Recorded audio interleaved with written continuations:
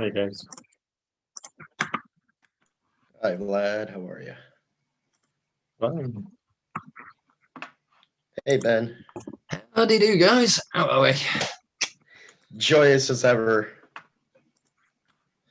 Oh, it's a good day to be part of the Freeton community, if I do say so myself. Hello, people. Hi. Hello. Looks like there's going to be a lot of people today. Woo. Everybody wants to know What's been going on? what the DeFi group is up to. Yeah. What?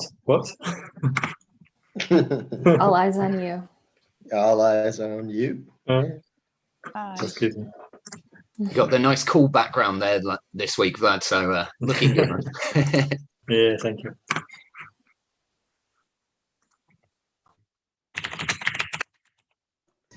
Hello. Okay, let's let some more people pile in. We usually have a few more, so let's give it a minute.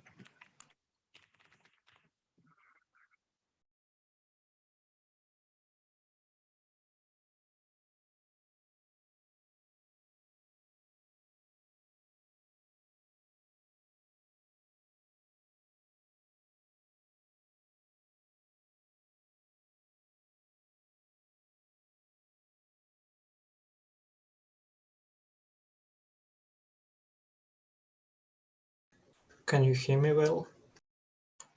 Yep. Yes, we can hear you. Okay, nice. You're Andrew, I presume.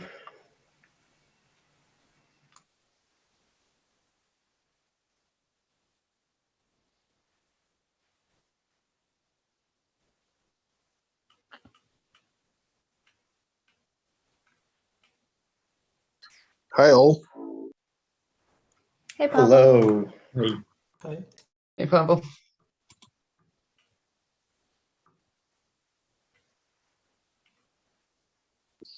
Are we waiting something? Rom? Yeah, well, I mean, we started right at 3 as opposed to like piling in a few minutes early, so we're just waiting for a few more people, but we can start, right? Okay. Yeah, we're live. Good. Okay, so welcome back, everybody. This is community call number 60. Glad you could be with us. As always, same routine. Please turn on your cameras. Again, I don't want to sound like a broken record, but it's just really good for marketing, right? So if you can make it a little more lively, turn those cameras on. Also, try to save your questions until the end of the presentations. And let's see, we don't have a lot of topics today, but one in particular is definitely a pretty big deal. So we're going to spend some real quality time on it. So sort of let me get started on our usual quick summary of stats for tokens and proposals. So there was a token distribution last week, and the folks that got theirs were the winners and jury of the NFT marketplace contest. Finally, yes, congratulations, everybody. The folks over at HackerNoon, the good folks at the African Blockchain Institute, Group Avena, and the DeFi Alliance, which we'll get to in just a moment. As far as proposals go, there was one that passed last week, which was just a vote extension for the Dune free TONSwap implementation contest, and two that passed this morning, one of which was also a vote extension for the educational websites contest, and the Freecyclopedia contest, which, if I may, I'd just like to spend just a quick minute on. So the contest starts tomorrow. The idea is to basically fix everything that's wrong with Wikipedia, and to do it on free ton. So what we want to do is sort of just remove all the bias, the poor quality, the unfairness, the low level of value and contributions that we know Wikipedia suffers from. Basically, just sort of get rid of all the gook and slime in today's version. and we want to replace it with something much better. And we want to draw in real experts. We want to get rid of the practice of having, I guess, what I would call residual Wikipedia dinosaurs who basically just sit back comfortably and control everything in a sort of weird precedence by seniority, which I think a lot of you might be aware is common practice there. And we want high quality articles, and we want to do it all over the free-ton decentralized governance model.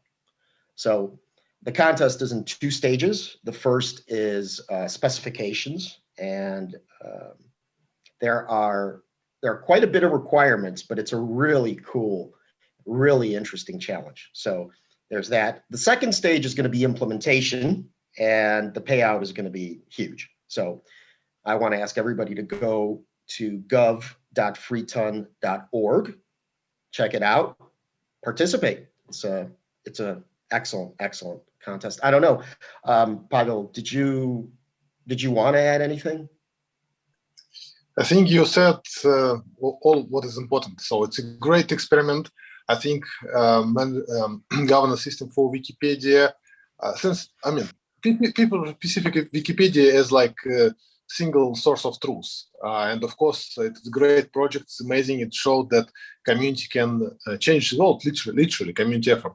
The problem is that still, since it was done quite a number of years ago, there were no such systems like decentralized platforms, and there were no technology which was able to handle such a process. But now we have it. So the idea now we can try to create that governance specification, and hopefully, if we all see that it makes sense and reasonable, we will then probably vote for an implementation contest later on. Yes. It doesn't mean that, it doesn't mean that Wikipedia will immediately go and use it, but at least it is very universal topic, very universal problem, and I think that there will be other communities which will be happy to use such a solution. That's my view. Absolutely.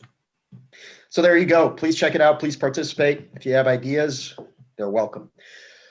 And let's get to presentations. So we've had some, what I would call major developments in the last couple of days, and they're pretty much game-changing. There's a huge effort on the part of the DeFi Alliance to create opportunities for liquidity right now. Big things happening. So I know we have Vlad. Is Sergey also with us? Who's going to present, Vlad? Yes, Yeah, hello. we'll start. Yeah. You'll start? Okay. So Yeah, Vlad, we're really excited. I'm here. Oh, you're Yeah, here. Okay. I will start with from our announcement and next plans, and then the fate Vlad will show how it's worked. So we prepared the separation a lot of time, and now we have near to $10 million in TOL. I think up to Friday we will achieve 20, maybe more. The DeFi Alliance have a lot of communication with different funds from Asia, and some funds starting to buy tokens for participate in farming program. We launch now on the first query of our program. It's only different classic pairs and bridge token pair. And in few days, we will launch second query with partnerships with DeFi.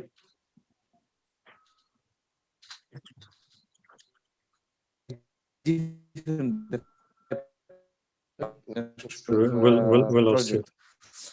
We will start from Frax. What? We lost you for a while. Yeah, you disappeared for about 30 seconds. Oh, it's Polygon. We're here. So we will start with Frax. We have a very interesting program with them. We will share some Frax shares from their network to FreeTON network, and also similar thing with euros. And some small farms with like experiments with our compound and etc. projects. We will try to attract community from another project to our network. And one of the very important thing that when we will provide all liquidity from funds and from our great community. After it, it will be we will decrease return volatility price because DEX have a lot of inertia, and then price and trading will be more perfect for all because it will be more simple without a big dispersion of results.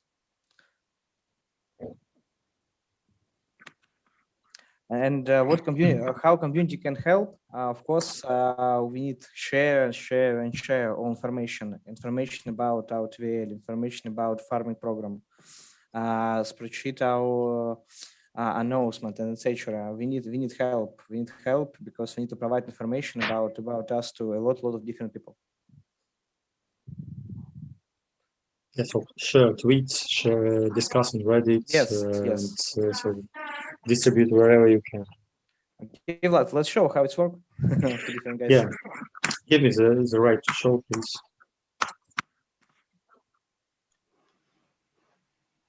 By the way, there will be a short lection from Ignat also.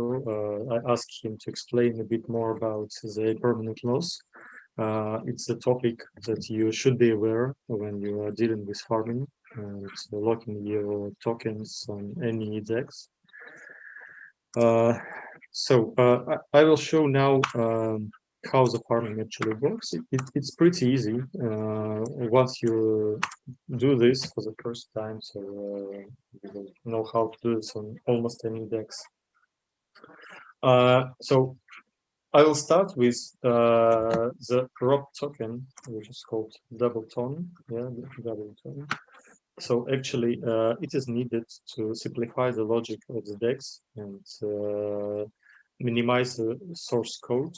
And also, in TON, you have the limitation for the source code of the contract, and the DEX contracts are quite complex ones. And to fit within the scrutiny threshold, so we have to simplify the whole logic. And there are also some big changes are coming to TONSwap. And you will know from them about them soon. I know the famous word from FreeTON. Actually, so I will start with roping the TON because this question arises time to time. So it's actually pretty easy. You just go to double TON.io and input the amount of connected wallet. So you maybe don't see it. Share the screen like this. So you see that it asks for some permissions from my site. Yes, and connect. So now I have the balance state here, and I have my wallet here. So I can easily drop some tons. It actually requires to send you 1 ton more to be sure that all the needed gas fee is used, and the change of the gas will just return to your account. So actually, if I want to rob 10 ton to 10 double ton, so when I click submit, you will see that you're required to send 11 ton in fact, but most of this excess will return to your account. So now I operation. And now we should wait just for a while until it drops. So you can now see that I have already some robbed tons on my account. So you see that it has charged my account already, and it will arrive just in a while, as long as together with the change. So I performed the operation a bit earlier today, so also for same amount of tons, and we see that 80, 0.84 almost ton returned back. So the actual commission was 0.15. So now when I have some double tons, so they will arrive, I will show you later also, so I can go to TONSwap. Here I also need to connect my wallet to perform operations.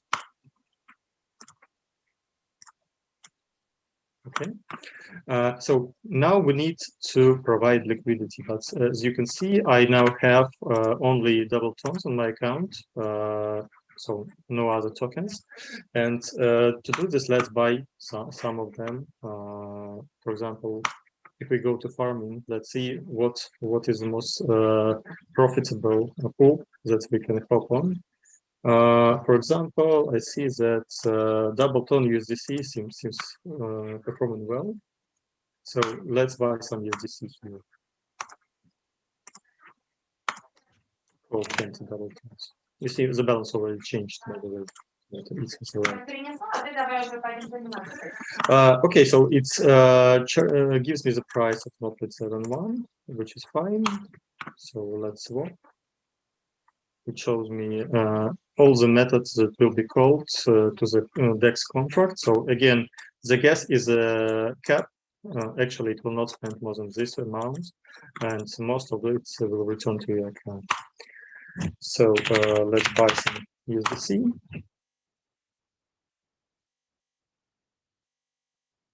I know I did a stupid thing because I will need some double tons as well. So I will wrap 10 more in parallel.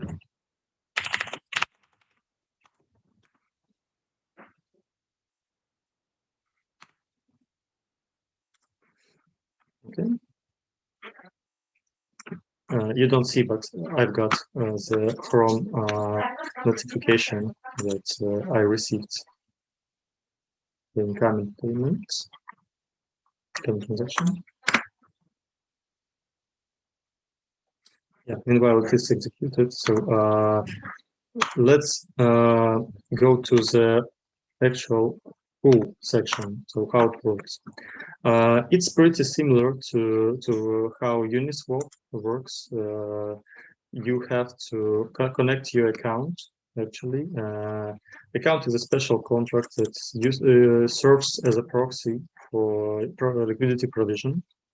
And before you can operate, you need to create this account. So let's do this now, because you need to do this once, and later on it will be used linked to your account.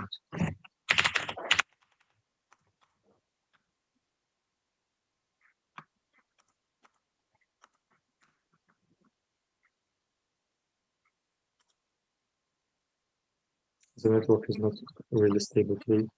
Yeah, so you see that my USDC has arrived already, and probably some double tons are coming as well.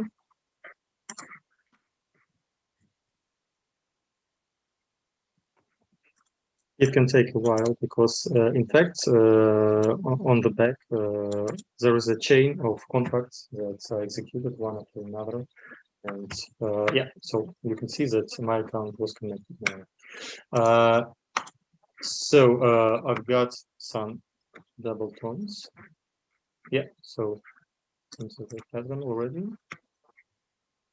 Not yet. They're coming.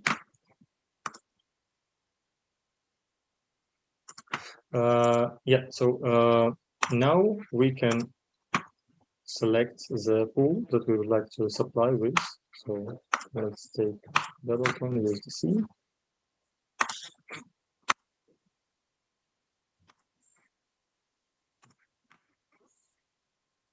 Something went wrong. It should happen as usual.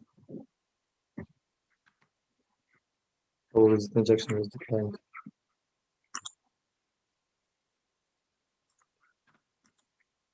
Okay, let's wait a while for double ton to arrive.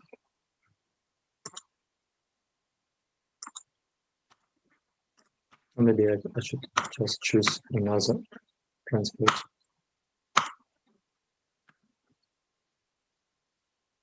It seems that it's charged as a tons, so should double ton to arrive.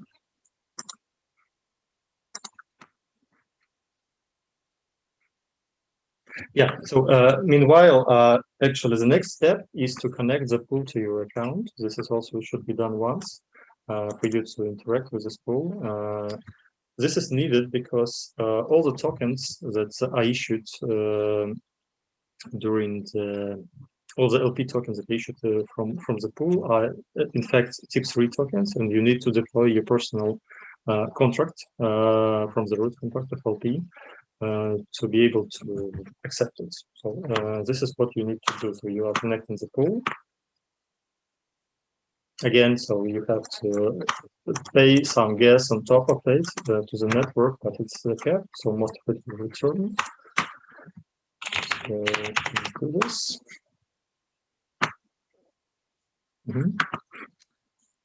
Now it's yeah, you see some 10 ton arrived, and actually these 2 tons we paid before for connecting for creating the account, and you see this is the change. So most of it has returned, and it will continue arriving because it takes time for contract to send the change back.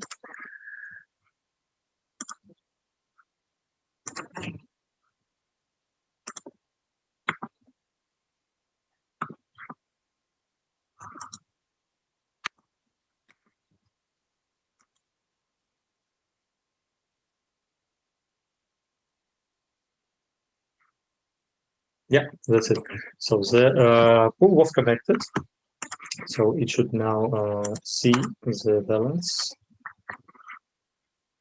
Oh, let's refresh the page.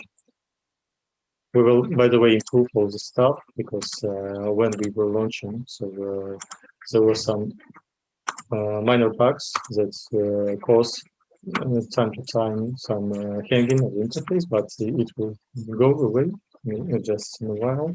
So let's decide. Consider that we decided to provide 5 double tones and according amount of USDCs to the liquidity pool.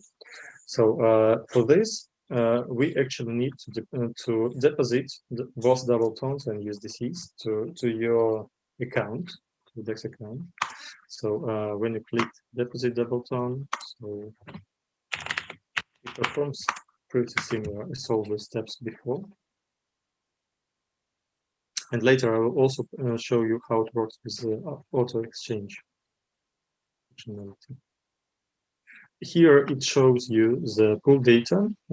So this is the amount of double tones in the pool, amount of USDCs locked there, the LP supply.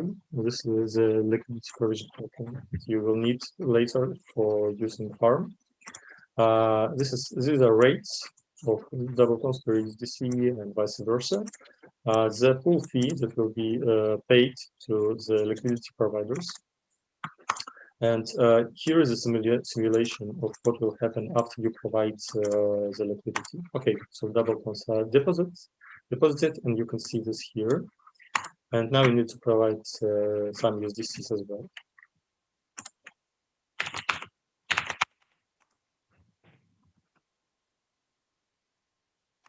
Okay.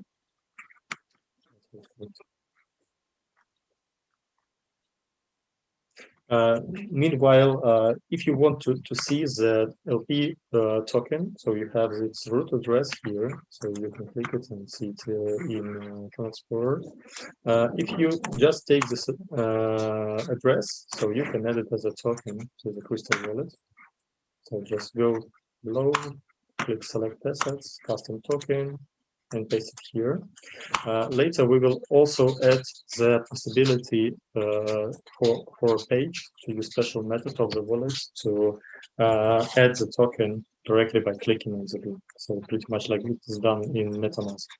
So we see it appeared here, TONSwap, LP, double tone USDC. Okay, so I already have 5 double tones and 3.5 USDCs. So now I can supply. Right.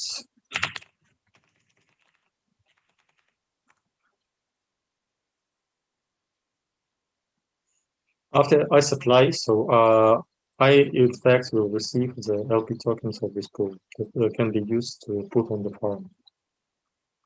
While we are waiting for the receipt, actually it's it's coming soon.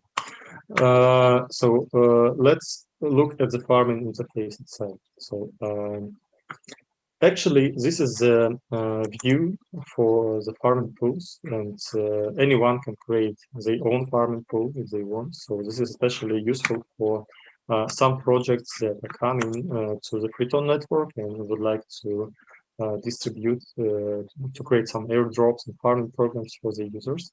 So it's pretty easy. So you just choose the farm token route. This is the token that will be distributed. Not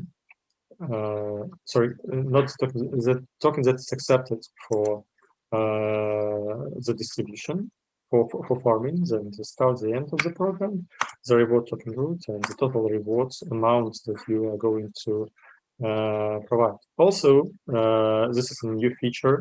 Now it supports the multi farming. So we are still trying to make it almost unlimited, but still for now it has some limitations on the number of these tokens, but now you can create farming programs that will be distributing several tokens as a reward at once.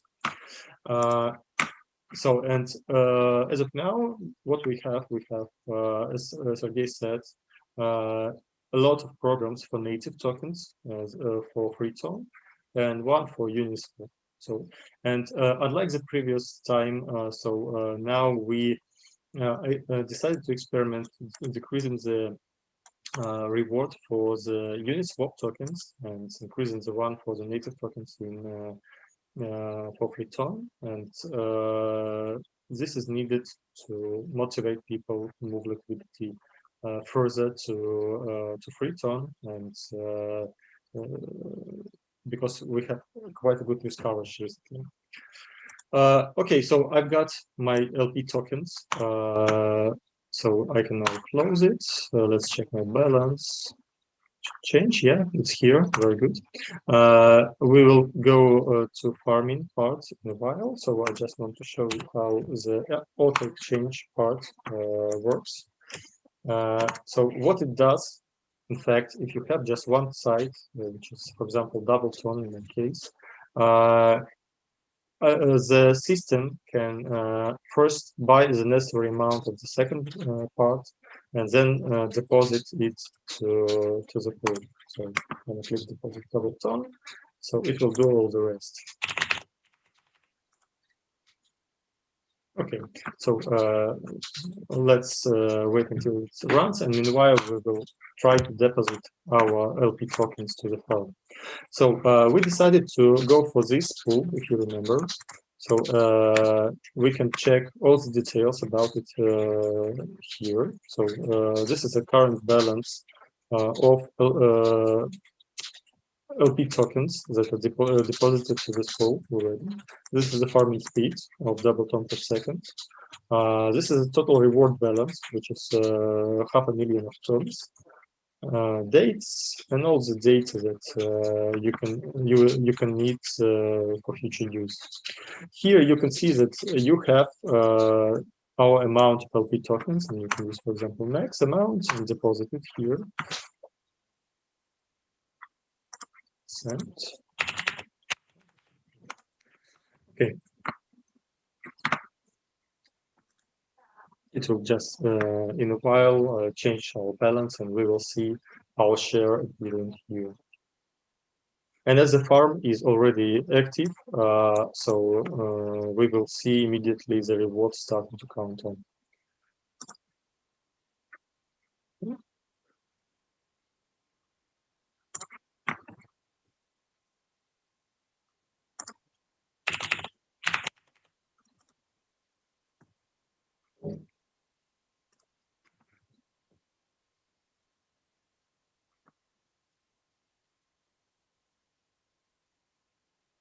By the way, this is the TVL of the TONSwap itself, so how much tokens are locked actually in the corresponding pool, because it sometimes misleads people. So probably in future we can somehow calculate the amount of liquidity locked in the farming pool as well. but this is something not directly clear. So sorry for this.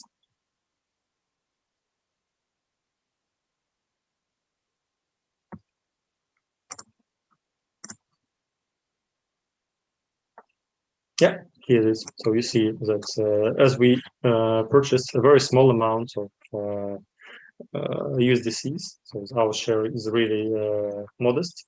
But even for such a share, so you see the amount of reward counting, and we can claim this reward by 2 ways. So first, of course, you can just press the claim button here.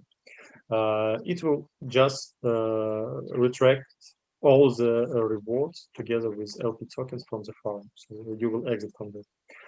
Another way is to deposit additional LP tokens if you prefer.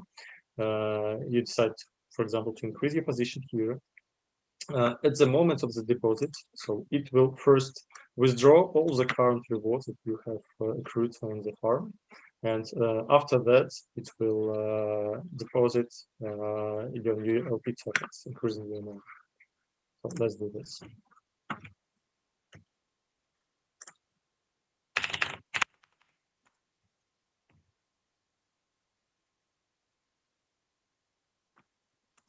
Yeah, so now let's wait for it to decrease the amount. It's very easy. Yeah, so here you see we have already exchanged, and now we can supply.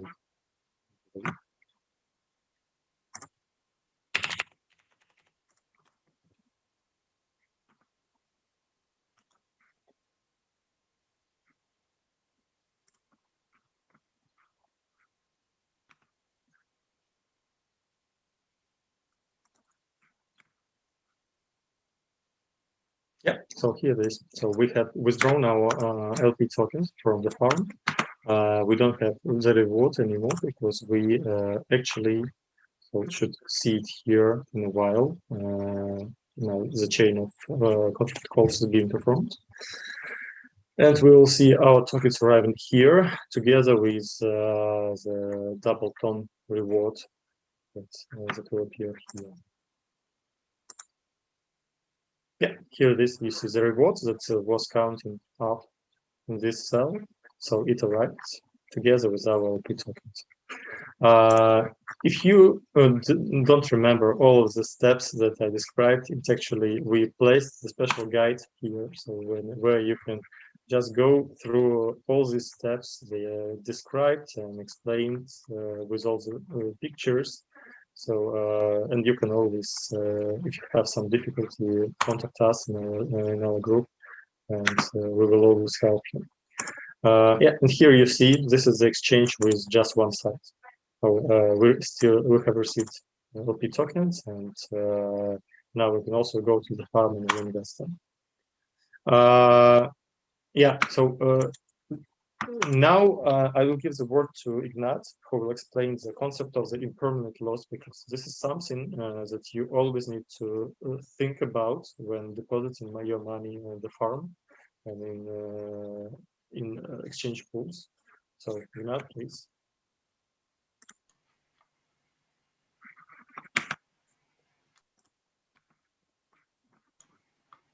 Welcome, Ignat. Your microphone is muted.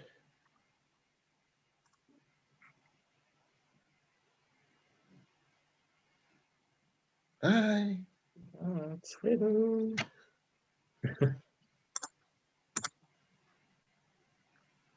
Is he here still? He's here. No, Ignat.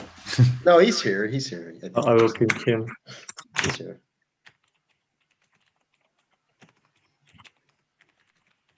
Well, do you want to maybe, Vlad, maybe just give yeah, him a maybe call? I can. I pinned him in chat also. So Okay.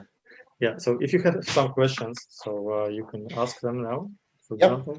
Yep, please. Later. No, we can do it now. That's fine. Who's got a question? I'm sure there's got to be at least a few. Not so much a question, but I was following along with your instructions there in the background, lad. And well, if I can follow along, anyone can. That's awesome stuff, man. Really impressed. Took the words right out of my mouth. If I can understand it, anybody can understand it. And it looks so lightweight too. There's nothing holding it down. You have a really great user experience there. Thank you so much, but it's still not perfect because we talk to our users day and night, and we collect a lot of feedback from them because the interface was not something that was in the first place. So although we wanted to have it sexy, but it's still a way to go because we understand clearly all these minor things that ruin the whole experience, but we will improve definitely. So the main thing was to create a stable and reliable system first of all, so for people to use. And it seems to work fast too. So making it's sexy not should be the easy extremely part. fast. Probably Mitja will say that they exchange is working much faster, but you know, sometimes the speed is not everything. Yeah. Just a compliment to Labs team as well. Ignat just said so he has some force majeure, so unfortunately he cannot attend. Okay, maybe I'll answer questions of Noam and Noam. Yep. Noam, go ahead. Yeah, the APY, is it really 500% or is it some calculation problem or insufficient data or something like that? No, it's actually the annualized return rate for each pool, and it can change over time because it strongly depends on the amount of the liquidity that is locked in the farming contract. Because the total reward allocated for a specific contract is fixed. So, for example, if you have 500,000 of tons locked there, so and if you have just one participant, of course he will get he can put just one liquidity token and get all the reward. But the more people are supplying the LP tokens, the lesser is the reward, and it's okay. But still, comparing this is to the bank saving account, so it's really tasty. Okay, thank you. And one more thing, can I withdraw whenever I want? How much time is the lock? Yeah, you can withdraw it in the moment. So there is no lock at all. So so it's not really locked. You just take out your LP tokens at any time. So if you decide, so you're free to do this. I'd expect the DePool rates to go higher because people will withdraw. Why are we staking in DePools? Yeah, but actually, you know, it's always the matter of your investment strategy. So normally you have the majority of your portfolio allocated to the low risk instruments and only just a tiny part to the high risk. Although farm is not too high risk, but there is a risk always of impermanent loss if the what are the risks? Yeah, I will just explain about the impermanent loss a bit later. So just to answer the questions about the DEX itself. If Ignat unfortunately cannot, so I will just take the lead on this. I have a question. Yes. Well, hold on. After Alexei. Oh, sorry. Yeah, sorry. There was somebody ahead of you. Alexei, go ahead.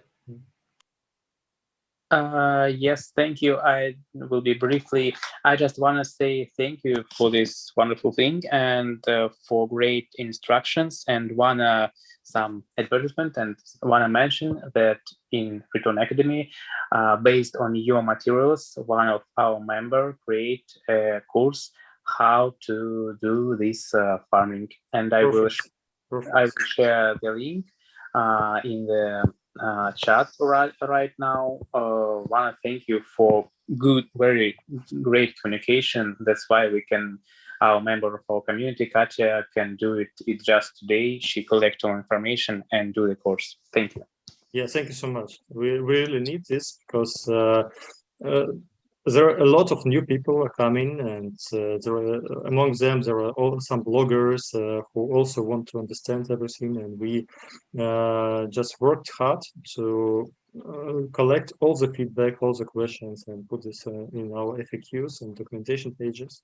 It's still not in the centralized fashion, all the documentation, but soon we will just rework our website for anyone to easier find this. And of course, if you have some educational courses, that's great, and we will do this as well. Thank you so much. Thank you. We'll be happy for feedback too. Thank you. Yes, thank you. Okay. Yeah, Mitja, please. Oh, wait. Sorry again. Okay. Sorry. Chuck, cat got your tongue. Why are you writing? Just ask the question. Okay. So are all these steps necessary? Can you, combine them, automate them, like just a couple of buttons? You can with the bot, you could. Okay. That's what you wanted to say. Okay. But I heard some words, some really scary words about something called responsible functions that the bots don't support yet. And that's the only reason why there is no debot for our DEX yet. What function? For some responsible functions. I don't know what this is. Actually, I'm not a developer, but from what guys said, so this is something that really prevents them from developing the debot. Well, Mitja, go ahead. Yeah, I wanted to ask if you are planning to provide some possibility of like using DePool staking to actually, to get the tokens on TONs deposited in DePools. Yeah, actually, I think this is something that is really linked with the Stake TON initiative that Pavel has launched. So when you have the rights for claiming your TONs from the DePool, and you can use these tokenized rights on any DEX, actually, because it's also pretty much the same TIP3 token, and you can easily trade it and then exchange it on the DEX, because anyone can create a pool for it. And secondary. Sorry. Yeah, and if you are saying that some deeper integration, when you can just withdraw some tokens from the DePool, so let's discuss, because I don't understand the whole. No, the DePool has a transfer function you can use already. It works. So you just basically transfer tokens to some smart contract and then use this as a collateral. So you just need to write a collateral. Okay, I see. It. Yeah, well, good idea. Why not? We'll discuss with these guys. Today I provide interview to Freedom House, and one of popular question from them and in our community is about how to get one relay node for group of community, and maybe it will be like same smart contract or like the pool for them, because collect 100k token of bridge for relay, it's not cheap. And a lot of people want to join, and they ask us about some instrument, what we can use for it. And we have no instrument for it. Maybe someone. Maybe a contest. yeah. By the way, it's a good opportunity, because this is something really that we asked hard. Almost every third or fourth question is about this. So can we? Yeah, it's also quite easy to do. Like. Just create a deposit smart contract, take the deposit from DePool, and then people can use their DePool deposits to provide you with some additional whatever necessary for relays or whatever. Yeah. Also, another question I had. So in order to interact with your tokens, like for example, the Flex DEX is past the audit now from formal verification sub-gov, so we're kind of more or less ready to launch a beta version. So the question is, can we list your tokens on DEX? We have a wrapper contract, but like, is it? I didn't look at the code of your like yeah, actually we are writing now the documentation for the TIPS3 tokens that are used in our products. First of all, these are the ones that are used by the bridge to Ethereum, first of all. And as you of course know this, but not maybe everyone here knows this. There are in fact several implementation of TIPS3 tokens that differ in some manner from each other, and the implementation that that is used by Broxus, it actually has a lot of features inside it with guest management and all other stuff that we actually met while building the DEXs and the bridge. And all of this stuff is currently being described in a document specifying all the methods and all the calls parameters and whatever. I hope that we will publish it in a couple of weeks. So right now we are preparing the launch of the DAO of the bridge. So and prepare it for the audit as well. So once guys finish with this, I think they will have some time to describe the standard. You can always just have a look at the code itself. It's published on our GitHub. So, sure, no, as long as it's a real TIP3, it doesn't matter what functions it is. Like, it's real TIP3. Okay, so then it's not a problem. We have a wrapper already written, so we just need to add your wrap around your token, and we can list it. And we would be happy to list your tokens in DAO as well. Good. That's good. Okay, I think Ignat has come back. Yeah, Ignat. So I already took some time to wait for you. So please. Sure, guys. Sorry for late coming. Some force majeure. That's okay. So basically, the topic is to describe impermanent loss, if I'm not mistaken, right, Vlad? Okay, great. So basically, what is the nature of impermanent loss? So this comes from the nature of the settlement in automated market makers. So automated market maker stands for AMM. It's a way to settle the trades. So it's like an alternative to the regular order book. So when you have a probably trading pair, TON, USDT, so basically that's the that is some liquidity in both assets. So there are tons to be sold and USDT to buy this ton. So basically, order book is like the request to exchange one asset to another. So like the idea of automated market maker is the same pretty. So it is it's just two assets to be exchanged for to each other, but basically the settlement and the price which are they settled is not determined by the matching of two requests. It is based on some algorithm. So this algorithm can be so it can be any algorithm, so any formula to settle these trades. But the most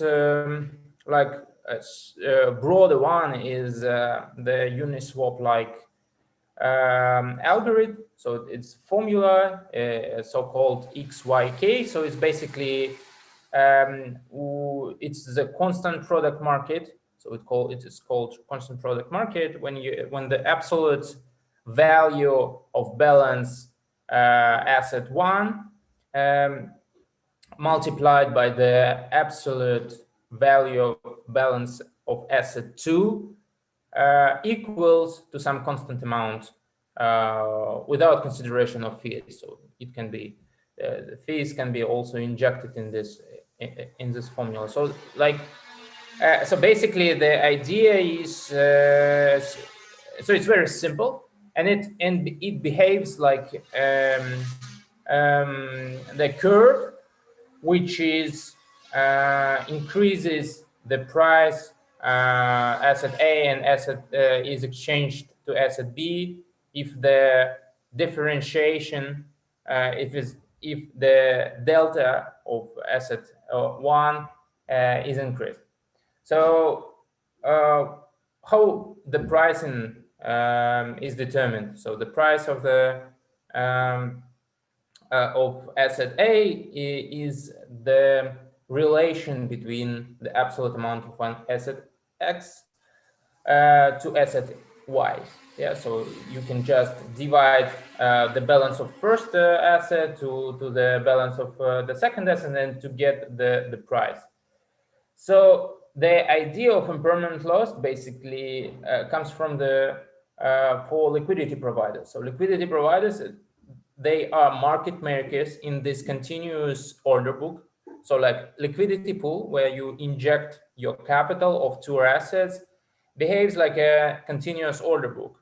So you have some liquidity for every price you choose, which is like the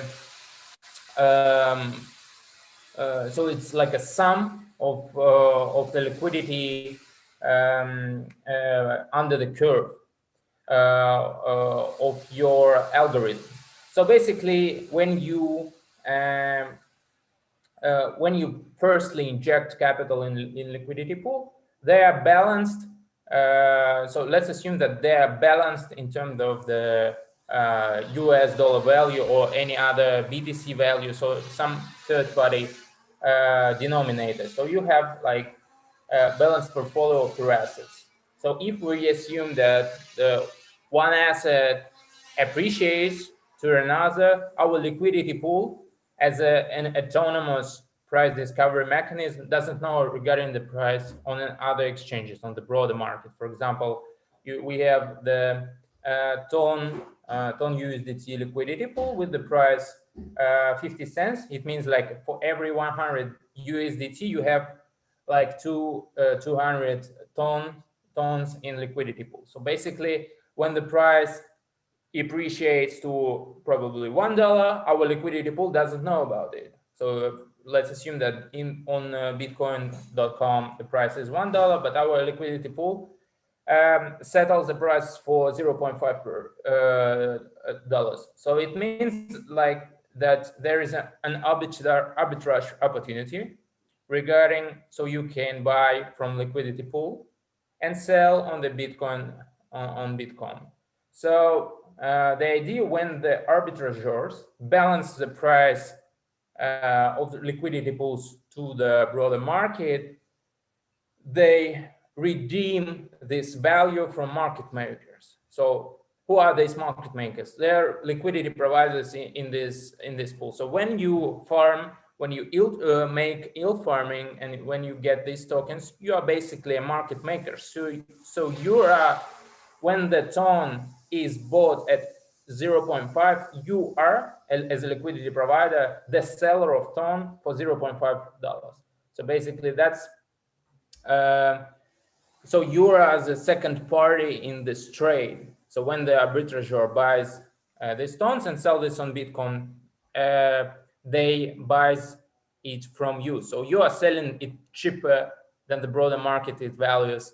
So that basically this delta, this difference between the broader market price and the price in the liquidity pool, it is, as a zero-sum game, it is redeemed from you to arbitrageur. So basically you can regard or like consider impermanent loss as a value that is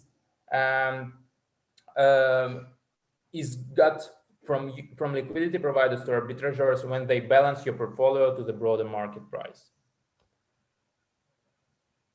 So how can you value impermanent loss? So basically, impermanent loss is calculated or computed like the difference between two portfolios. So the first portfolio is your liquidity pool stake. So when you are market making this liquidity pool, and the second one is some holder portfolio, like hodler portfolio. So if you have like liquidity stake in TON USDT, it is compared to the balanced portfolio, which is 50% comprised of TON and 50% of USDT. So basically, when you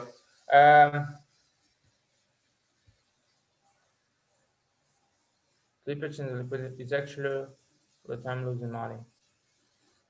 Yeah. Yeah. So basically, like you're losing money with regard to your holder portfolio. So basically, that is not something you are.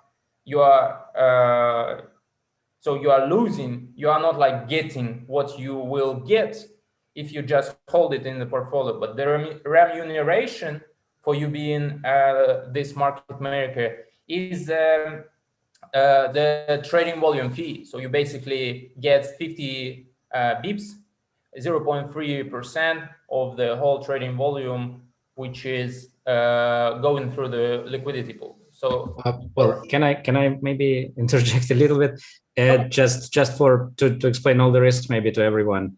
Like most of the liquidity providers in liquidity pools are losing actually money, and they make up, if despite the fact that they have this fee.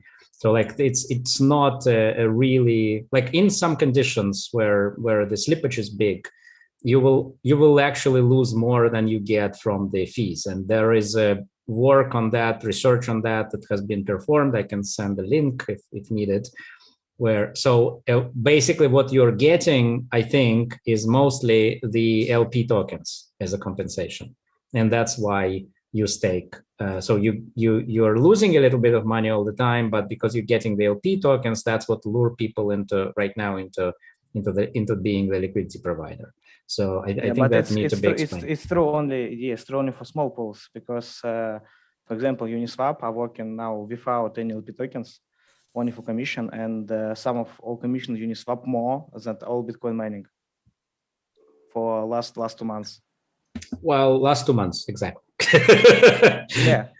Can you imagine? It's not $2, and Uniswap is working without any LP tokens a lot of months, and I know a lot of big providers in Uniswap, and they, believe me, very happy.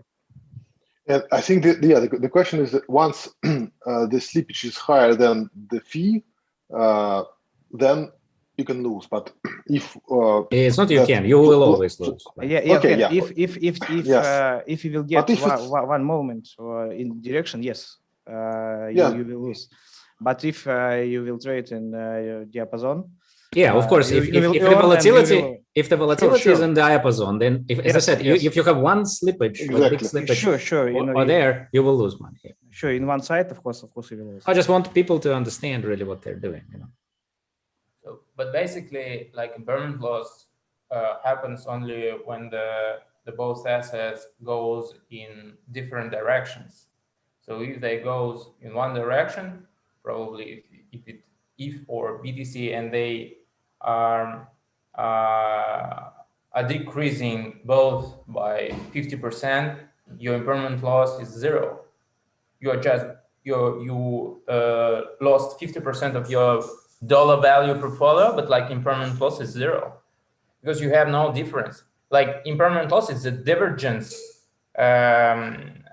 like loss. So if your assets are diverging from the price, from the relationship you injected your capital firstly. So, but basically, like we can, it's a very strong statement that liquidity providers lose money every time. So they can lose and they can gain. So, but this trading, so basically how you can value your impermanent loss, and for those who from probably financial background.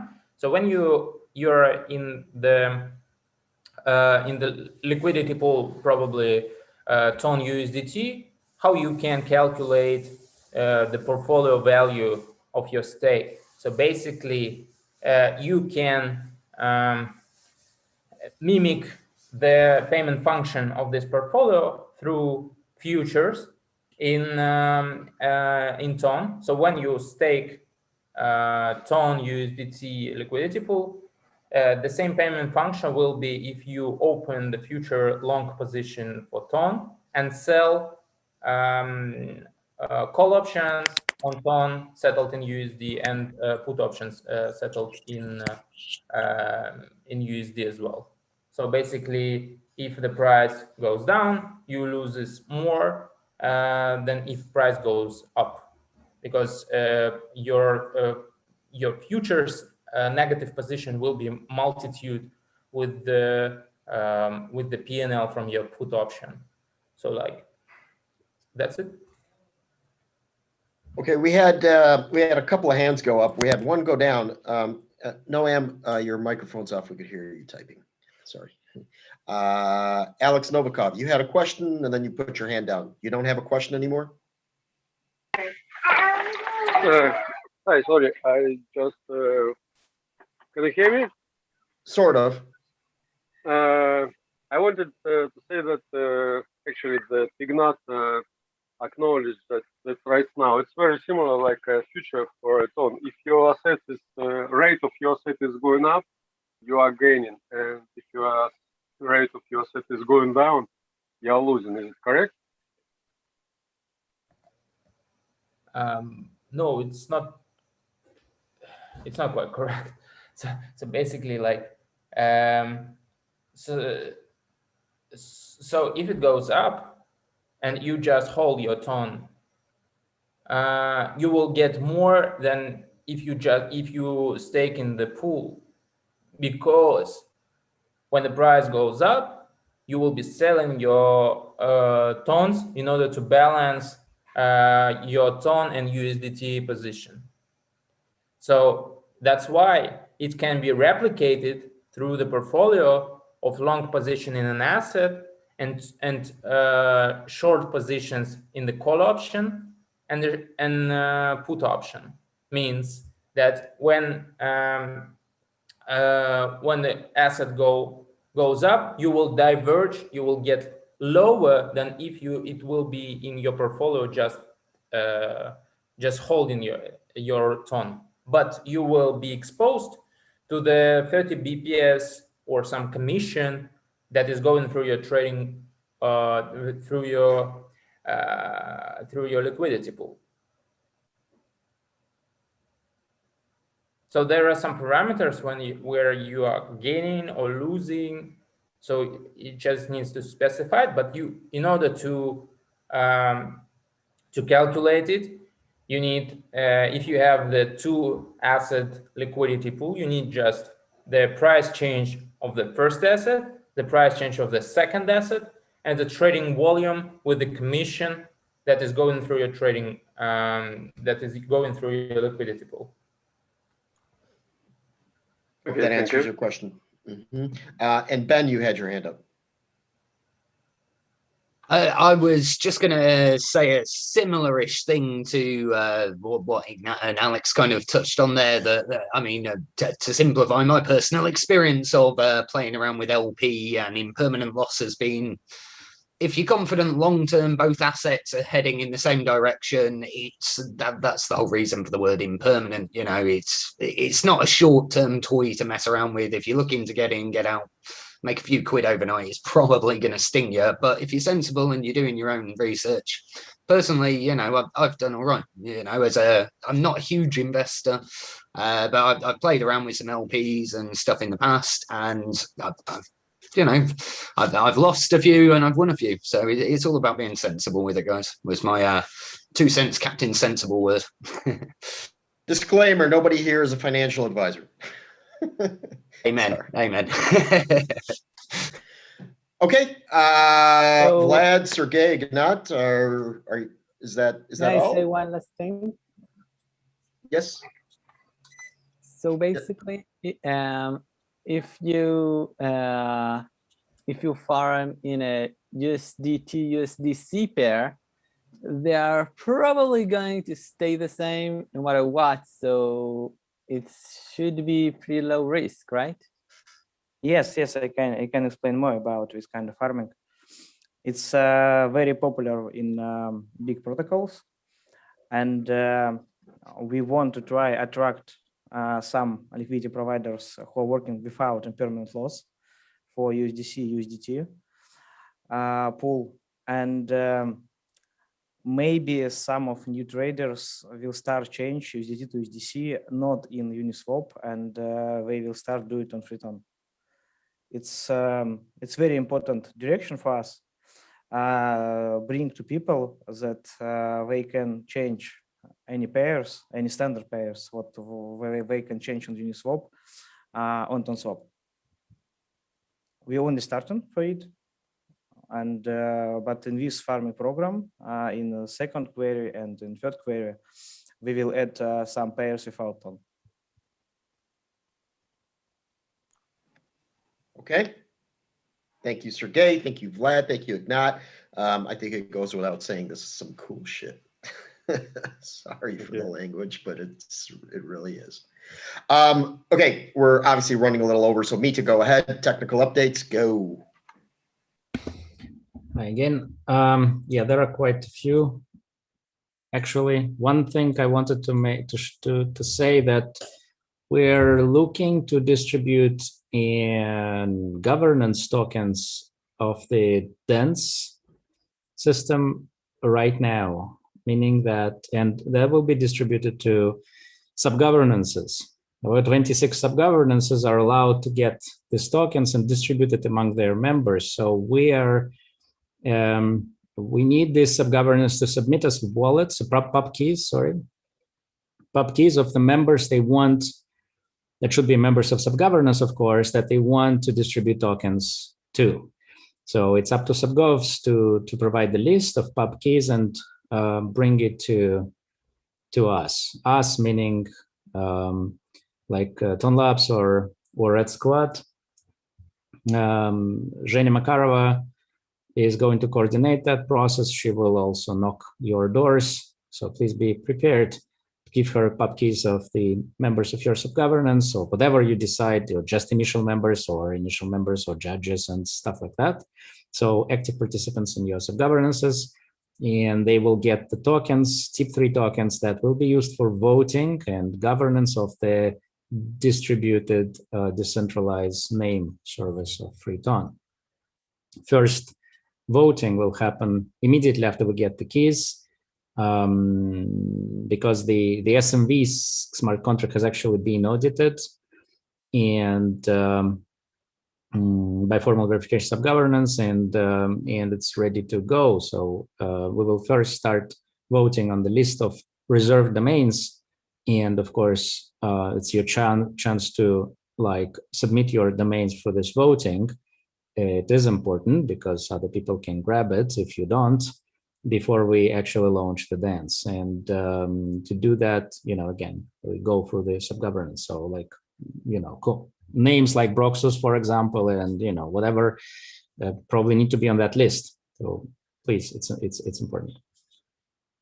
Second announcement, we just released an updated version of the node for RustCup. This is the last update, hopefully before the RustCup start. You will need to update your node, and that's what the announcement went on in the morning. This node update includes many incredible updates. Not all of them actually will be activated right now, but it's in the code already. So so it will be activated already within the RustCup itself. Then there is an elector update of the live SetCode update for elector, which will need to happen right now, which is going to happen right now. Maybe it's already happened. So if the network stalls for some reason, you know what the reason is. We never did it before. Of course, we tested it, but we never did it before on the network. It's a very tricky update because it includes some data incompatibility between the smart contracts. So it's an interesting experiment in by itself. Then the DePool smart contract is also being updated. Now this is version 4 DePool smart contract that you will need to deploy in order to participate in the RustCup. Please do not deploy that upgrade into the main network. Repeat, do not ever use that version before it has been formally verified, and actually it is not backward compatible. So your DePool will not work if you deploy it on the mainnet. This includes some protection interfaces within new elector contract for the slashing and other stuff, which caused some problems with when it was introduced, some problems with the DePool smart contracts in RustNet. So that has been fixed with that update, hopefully. So we need to DePool. So and the thing is that we will not get a lot of warm up before the RustCup starts. That means that it can even start today, meaning that you will need to move really fast. If the update happens today and electro contract now is fine, then the DePool contract will be released in a branch of the master, public master, and you will have very little time to actually upgrade your DePools, get the tokens, start the DePools, and do the process, the drill. So that's, I think, all from me. And we broke the speed record again on the private testings, so looks good. Okay, thank you, Mitja. We have a question coming in. Alex Novikov, go ahead. Yeah, I have a question about voting tokens. Are you going to give one token for a person, or will you give different amount of tokens for different persons? Can we specify how many tokens you should give? It will be equal amount of tokens to everyone. I think it will be 1,000 tokens, voting tokens for everyone, for all the wallets. There will be there is a cap of 21 million tokens of the governance tokens that we have now for this dense. I'm just thinking about could it be correlated with some amount of token could be correlated with some amount of how active the person or what is he doing or something like this. No, not connected. No. It's just tokens. Sub-governance decides to whom to give the tokens, right? We will give the tokens to whoever sub-governance will tell us. So you need to pick up the active person, of course. But once it's given, we cannot, of course, do anything with that. But we can't offend some members of some governance. We can't tell somebody that no, we are not going to give you tokens. So the only way for us to be Alex, it's up to you to decide how you do that internally. It's up to your governance of the sub-governance to decide, who you want to nominate from the community to vote for this, to have this governance tokens. And if one sub-governance will give tokens to everybody, for example, to 1,000 people, just to all members of this group, and other sub-governance will give tokens only for, I don't know, 6 it's their decision, Alex. It's sub-governance decision. We don't really care. So actually, there is no sub-governance decision. The only way to be fair is to give these tokens to everybody who wants. No, the only fair way is to give whoever you believe in sub-governance as a joint decision of whoever has voting power right now. Remember, this is an experiment that the next thing will happen is that you will get the tokens, governance tokens for each sub-governance, and you will need to distribute them as well. So think about that.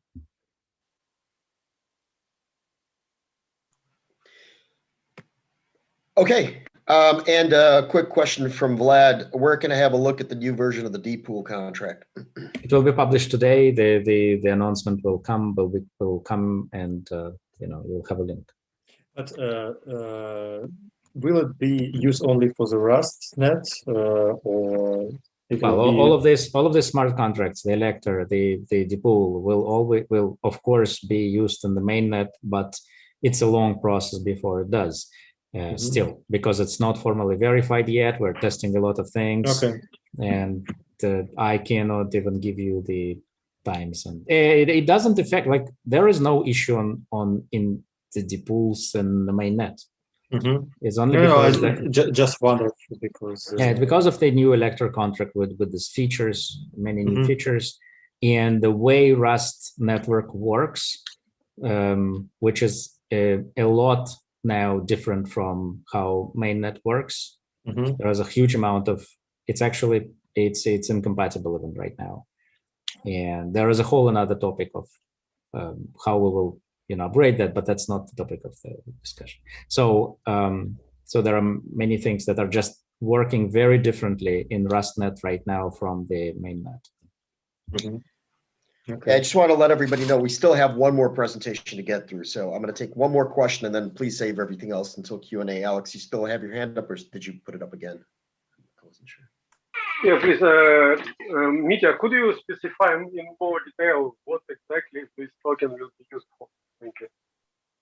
The dense tokens will be used to governance the dense system. That's currently the only use of it project to be. So first, you will vote on the list, and then you will continually vote on the additional, like you can propose domains that need to be reserved, because we don't think that you can think of all the domains that we want to reserve as a community right now, right? So you will have these things to go on in the future as well. These tokens will give you a possibility to vote on them, and maybe there will be other features like in the future, and maybe we will extend the use of this token, but then it will be a common decision of the community already. Now the first step is that we want to get these tokens into the community as fast as possible, and start from very simple thing of voting on the reserve list, and then we'll see what these tokens can be used for in the future as well. The owners of these tokens, will they have any obligation, like will they have to vote? Or no obligation. We have an SMV. SMV is a wonderful system where you don't need everyone to vote. It's the lowest threshold is 10%. And so on. So like we will, this is the experiment we want to run, right? We want to see how SMV's system holds on the real conditions, in the real community condition. We'll start from this subset of people from the sub-governances, which are active people, and we see how it works, right? We believe that it will work better than any other governance token out there, which don't really work a lot, I think, in terms of decision making, but we'll see. But that's a very important experiment, I think. We're starting small. Yeah. Okay, thank you. Let's move on to our final presentation of the day. Andrew, thank you for being patient. Obviously, you sort of slipped in there at the last minute. So Andrew is with us to talk about a potential sports sub-governance. He has an idea, or his group has an idea, and that's not to be confused with esports. It's sports. Andrew, we're all ears. Please tell us what you have in mind. Hello, guys. My English is a little bit bad, but I will try to explain our purpose to help Freeton community. I sent a link to the group. So here's Evgeny, one of our initial members, which will help me to tell you about our sub-governance. We want to popularize Freeton among people who actively involved in sports, extreme sports, and who has healthy lifestyle. Also, we can improve our Freeton community health members. We have some topics, and our main, wait a second, please. Our main activity is launching of series of contests, challenges in Instagram and TikTok, like esports. Maybe you have seen PokerTon account in TikTok. There were a lot of subscribers and Freeton mentions. So we want to do the same and popularize Freeton in sport activity by running some challenges. Our prize pool in our sub-governance proposal is 200 tons. So it will be around 30 challenges, and each will have 600 ton crystals for the winners. At first, we thought that we can make it through Instagram and collect all data in sheets to be for the metrics and others. But then we got some feedback from the governance initials, and we decided to do all through the gov.freeton interface. It's a first part of our proposal, and the main thing, we want to give some Freeton blockchain opportunities for the sport communities. We have a runner community which contains about 1,500 runners. We have a sport club in Kiev. They already passed, how it named? A second, please. Influence some governments. They have advanced TON, and they also want to make some contest with the Freeton and to make the clients pay in Freeton for the trainings. Also, a lot of athletes needs an NFT passports to store the NFT medals, to store the activities, the wins, and all informations.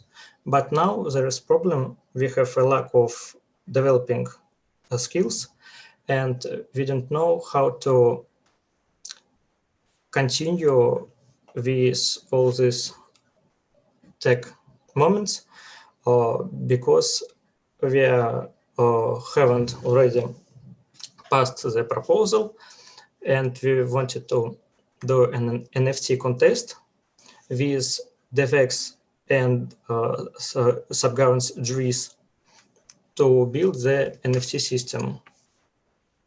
Also, if we will sponsor some sportsmen around the world, we can get good mentions in the media and attract an additional audience that do sports a lot. But now I wanted to ask experiment members of community about possible ways of developing our subgovernance and clarify what benefits we can bring to the community. If you have some more questions, you can look at our proposal. I send it to the chat and ask me something. Thanks. Thank you, Andrew. Does anybody have a question for Andrew? Again, less of a question, more of a, I like the idea. I've personally, it links all these topics together nicely. Some of you might have seen my a running joke or affiliation with the Tunbridge and Tunbridge Association. There's a small football team down in the town of Tunbridge called Tunbridge Angels, who are lower leagues of English football. So might be half a half-baked idea there somewhere to have a look at for you if you're on about sponsoring teams and such.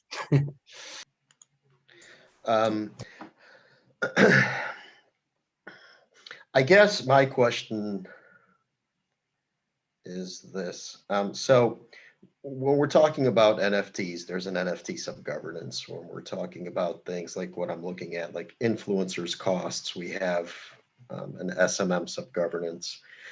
A lot of these things are already sort of covered. I see here things for Freeton support, Freeton shop. I guess, help me understand how, I'm a huge fan of sports, and I think there's something there. I really do think there's something there. I'm trying to understand how this helps the token, how this helps the I don't want to misconstrue what I'm trying to say. How is this anything but marketing? Can you explain that? Thank you for your question, Ron. I sent a link to the chat at rushrunning.com. So our idea at first have a little bit popularization of Freeton among the sports clubs, sport communities. So they already know that we love sports, that we support sports, that they can challenge and give some tokens. And then when we have, we'll have development support with NFT models, sportsman passports, we can go to some organization and show them our blockchain technologies to involved in their system. So, for example, the RussianRunning.com is a website for the Russia for the challenges organization, but they're centralized. It's very bad during the pandemic time, and with the blockchain thing, we can do decentralized challenges, so people don't have to gather in one place. They will do run, bicycle, or anything at our place, and all this data will be stored at blockchain. For example, so you can look at strava.com. It's a very good website. We wanted to do some challenges on them. So we also can go to them and show our sports supports and tell them about some blockchain data storage classes to develop the free-tone ecosystem. So it's sports marketing, right? I mean, that's what we're talking about. I mean, everything that you described is still marketing, correct? Promotion, that sort of thing. Again, that's fine. I'm trying to sort of understand. So it's all marketing. At first steps, we don't know what to do because we don't have any the dev skills to do some products based on free-tone blockchain to tell some organizations and sport communities. But when we'll do, we will make this. It won't be only marketing. But unfortunately, for the first step, we have lack of developers involved in our sub-governance. Wait, I'm just throwing an idea that just came to me. Maybe it's possible to make races and competitions and enter all the BFT idea into that. Instead of having a centralized party that says who is the winner, who won, you can have multiple people, and with the BFT idea that we're using again and again, multiple parties can participate in deciding who is the winner.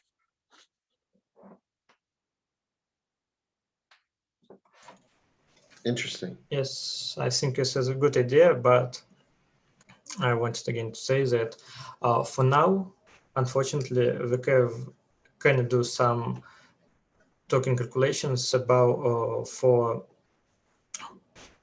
programming on the blockchain, because I don't think that we can pass this proposal with amount sums of token crystals, and we don't have development experience right now. So if I were to just sum it up in a nutshell, essentially this sub-governance, its whole purpose is essentially to promote free ton in the sports community. Yes? Yes. Okay. Anybody else have any questions?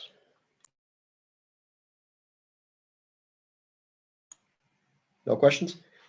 If there are no questions, then we have just a couple to go through on YouTube, and I believe we'll be done. The first comes from Alex Kazmark. Could you please explain the difference between the pools? Vlad, I believe this is regarding DeFi Alliance. Sorry, say it again, please. What was the question? Can you describe the difference between the pools? I think the question is a little vague. Yeah, it's really easy. Actually, there are different exchange pools, so where you can exchange different tokens between each other. So, for example, double tone against USDC or against I don't know, bridge token. So, and each of these exchange pools have their own LP token. And these LP tokens are used as a token to stake in the farming contract. So in each farming contract is dedicated to a specific LP token. So there are most part LP tokens of TONSwap, and one LP token which can be transferred from Uniswap version 2 double tone to USDT. So actually, this depends on where you provided your liquidity. So I hope that answers your question, Alex. And Helen asks, can you please provide the information? When are the payments for the Wallet Chrome extension contest? Oh, okay, yeah. Results were published. Yeah, the results were published. There were discrepancies. There were discrepancies between jurors and contestants. So it was originally planned to be sent out last week, but at the last minute, because of the discrepancies, it was delayed. So that's been resolved, and it should get paid out this week, end of week, Thursday or Friday, hopefully. Okay. Alex asks again, if you're staking TON/USDC and the TON goes up, but the USDC stays at 1.0, then you will lose, correct? Because you've provided liquidity in TON. Is that right? Let me try to rephrase that. All right. So if you're on YouTube, yeah. Yeah, on YouTube, yeah. He says, yes, you will. The answer is yes. Okay. All right. Somebody read. Okay. The answer is yes, Alex. And that's it. We have no more questions from YouTube. Are there any final questions from our wonderful group here today? Maybe I just asked a question to Mitja about the auction for dance domain names. So where will it take place? So I missed it. Where or when? When and where? Well, what do you mean where? Where in a smart contract? When is, well, first we need to finish this. We need to take some time for the voting on the list of reserved names before we run first auction. Mm-hmm. And I think, you know, it's up to us to decide. I don't know. Please pick a date. I don't know. It doesn't matter. 2-3 weeks, whatever. Okay. And then we will have an auction starting. Okay. Is there some magic user interface to interact with auction contracts? With I know what Mitja will answer. He will say of course, Vanya. Of course, there is a debot. The debot for the debot for SMV, and there are debots for every interaction of everything in dance, of course. Okay, with that, folks, yes, it's been a long one, but boy, was it a good one. Today was just awesome. So thank you all for coming. Thank you for being here. We will see you on Tuesday next. Have a wonderful rest of your week. Don't work too hard. Have a good weekend. See you next time. Bye-bye. Yeah, bye-bye. Bye all. Bye-bye.